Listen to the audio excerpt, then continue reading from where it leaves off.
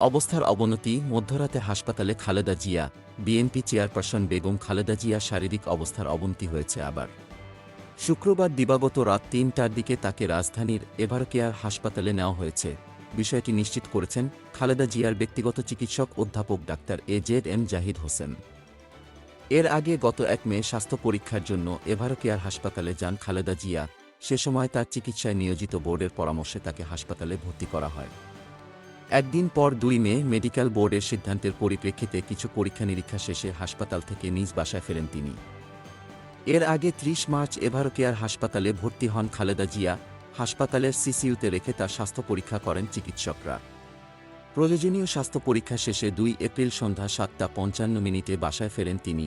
খালেদা জিয়া দীর্ঘদিন ধরেই liver cirrhosis, arthritis, diabetes, kidney, ফুসফুস, হার্ট ও চোখের সমস্যাসহ বিভিন্ন রোগে ভুগছেন।